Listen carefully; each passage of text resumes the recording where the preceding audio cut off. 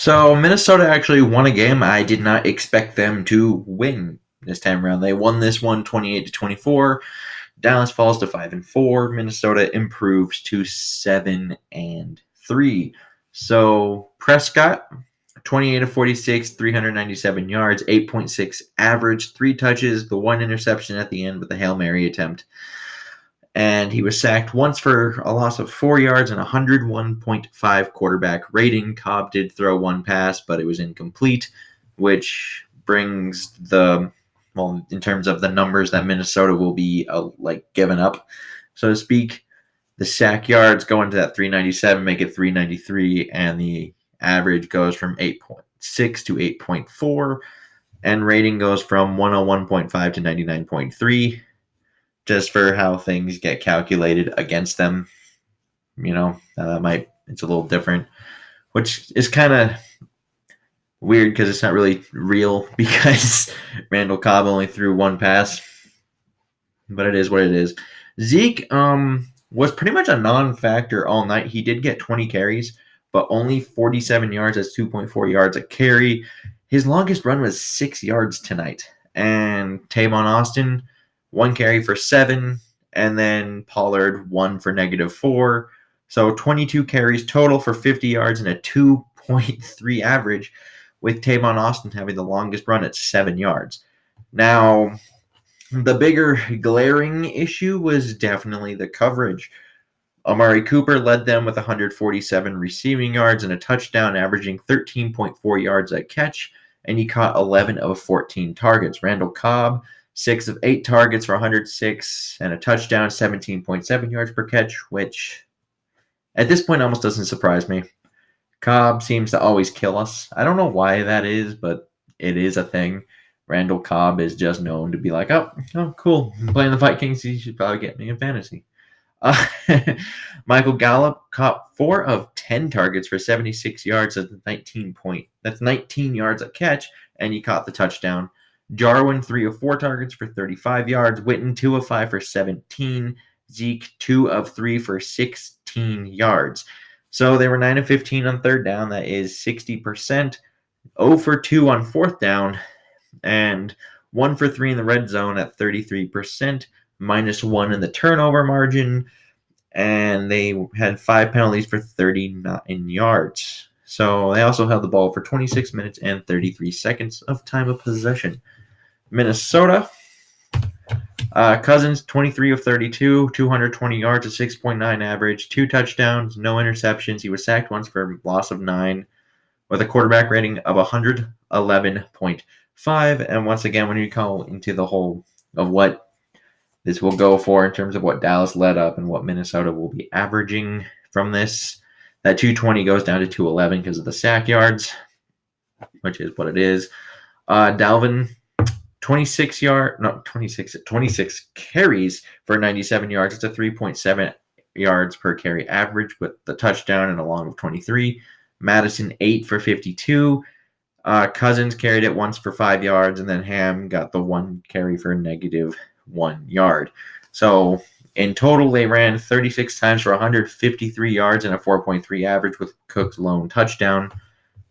And then receiving, Cook also led them in receiving with 86 yards, catching all 7 of his targets. Diggs was second with only 49 yards, catching half of his targets, 3 for 6. Irv Smith, 5 of 6 for 34 yards. Olabisi, 2 for 4 with 25. Kyle Rudolph, he caught 4 out of 5 passes for only 14 yards, but did have the 2 touchdown catches. Treadwell, 1 for 10. Well, he was 1 for 1 for 10 yards. Madison was 1 for 1 for 2 yards. Conklin didn't catch his lone target of the night.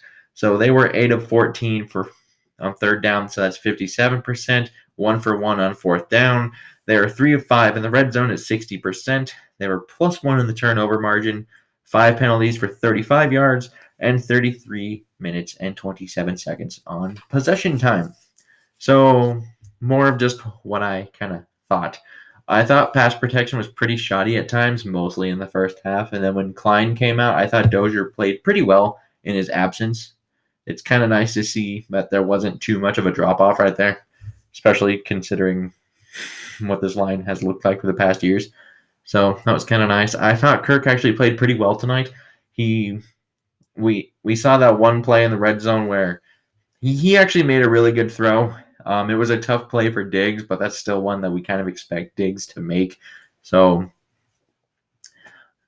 kind of more blame on Diggs than Kirk there because I thought it hit him in the hands. So I thought he really only had one bad throw, which I'm not sure if it was a wheel route of sorts, but it was definitely Kyle Rudolph was running along the side and it was almost an interception that in the first half. That was by far his worst throw of the night. And they were basically 3 of 4 in the red zone tonight because you did have that premature field goal because of the end of the half situation. So they're basically 75% in the red zone if you were to take that out, which is really good to see. And Dalvin Cook is still, football cheat code here with 183 total yards. And I know it says 3.7 yards per carry, but that's because for some reason we are messing with tosses at the end of the game for unknown things. I understand they have 3 timeouts, but I don't understand why you're not just running up the middle with Madison mainly, because I don't think it would be wise to hurt Dalvin Cook in a run the clock situation mode like that. So, But other than that, it was a very clean game from them. There were no turnovers. Didn't really have too many negative plays for the most part. And defensively, kind of a weird game a little bit. Because my thought was there's no Linval Joseph. I thought Zeke would kind of run rampant here. He did not. 2.4 yards a carry. But I know some people will be like, well, what does Linval do then? Don't overlook the loss of Linval Joseph in this game. And the reason for that being is the edges got a lot more attention. On third down, for instance, we were a lot worse tonight than we usually were because you had to blitz. They had to bring exotic blitzes into this in order to get pressure because their 2 tackles are very, very, very good. So every once in a while, they were capable of getting pressure with the 2 edge guys, with Griffin and Hunter, but it wasn't nearly consistent enough in order to really rely on it. And that's when you had to blitz on third down with these exotic looks, and Prescott would, just kind of move out, hit a guy because it's one-on-one coverage, and it's, I got a really good route runner in Amari Cooper. So one-on-one with him, that's a problem. And speaking of that, Hughes had an up and down day. They targeted him a lot, early and often. So he had some good, he had some bad. There were some in between. So he's still a young player, and these corners will get beat from time to time. You just have to accept that these games happen like that. So up and down is really not all too bad in today's NFL to me. And that's just how it is.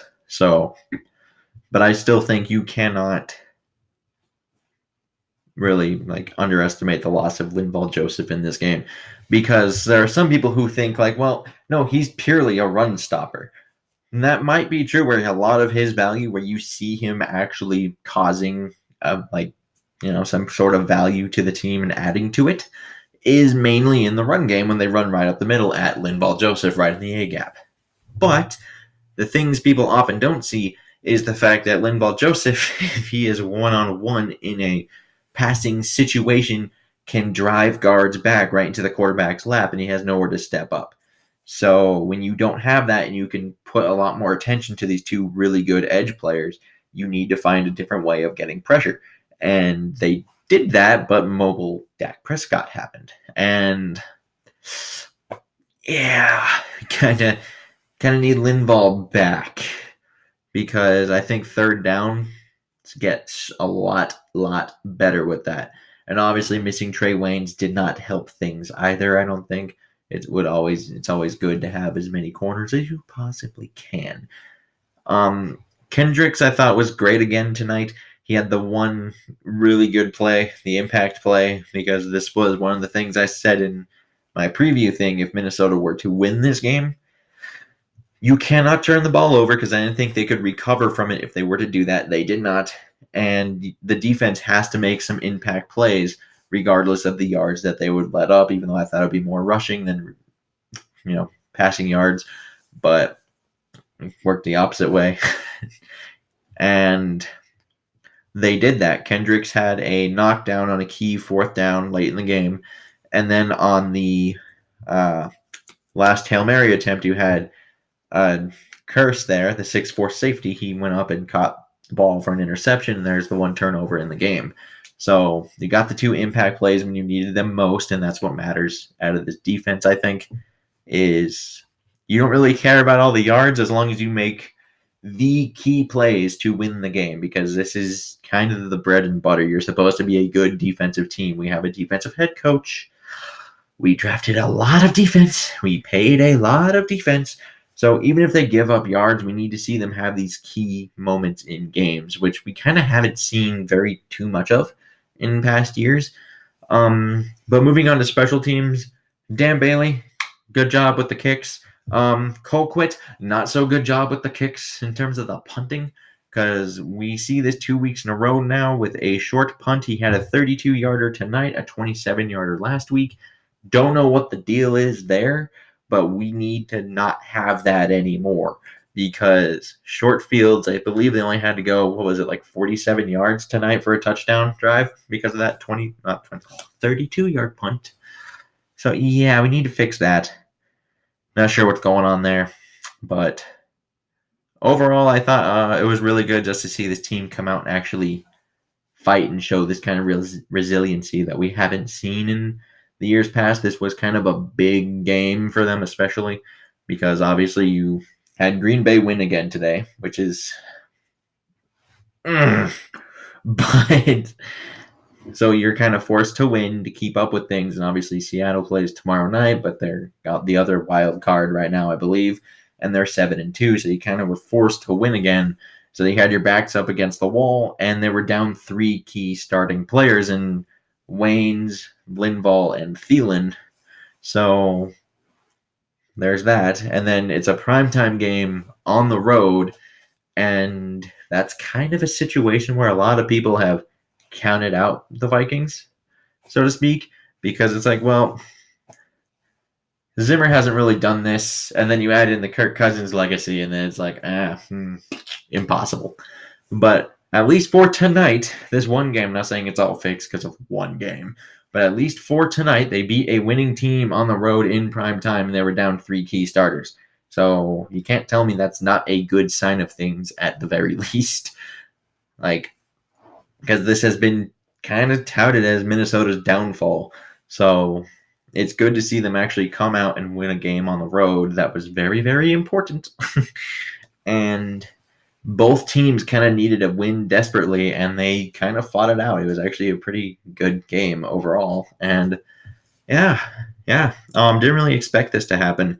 Actually, as the days got, closer to this, I was kind of thinking, I almost thought this would be worse and worse and worse. Turns out I was completely wrong. So I would like to know your comments down below. Liking, subscribing always helps. And until next time, I bid you adieu.